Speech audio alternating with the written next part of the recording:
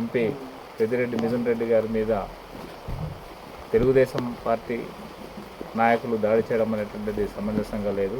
అంటే ఈరోజు ప్రభుత్వము కళ్ళు మూసుకొని పరిపాలన చేస్తుందా లేదా కళ్ళు తెలుసుకొని పరిపాలన చేస్తుందా అని చెప్పేసి మేము నిలదీస్తున్నాం. ఎందుకంటే ఒక ప్రజాస్వామ్యబద్ధంగా ఎన్నికైనటువంటి ఒక నాయకుడిని ఈ రకంగా దారుణాలు చేస్తే భవిష్యత్తులో రాబోయేటటువంటి పరిస్థితుల్లో ఏ పార్టీకి కూడా మనుగడ అనేటటువంటిది ఉండదనేటటువంటిది గుర్తెరిగి ముందుకు వెళ్ళవలసినటువంటి అవసరం అయితే ఖచ్చితంగా ఉంది.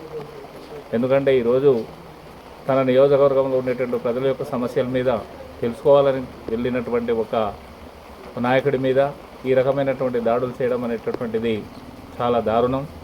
ఎందుకంటే పోలీస్ వ్యవస్థ ఏం చేస్తుందని చెప్పేసి మేము ప్రశ్నిస్తున్నాం.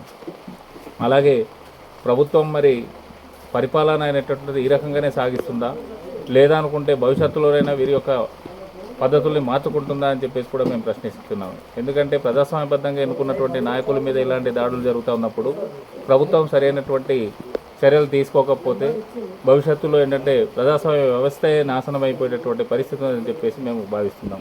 కాబట్టి ఇప్పటికైనా మరి ప్రభుత్వం కానీ లేదనుకుంటే ప్రభుత్వ పరంగా నడుస్తున్నటువంటి వ్యవస్థ అయినటువంటి పోలీస్ వ్యవస్థ కూడా కళ్ళు తెరిచి ప్రజలకు సరైనటువంటి న్యాయం చేసే రీతిలో ఉండాలని చెప్పేసి నేను కోరుతున్నాను.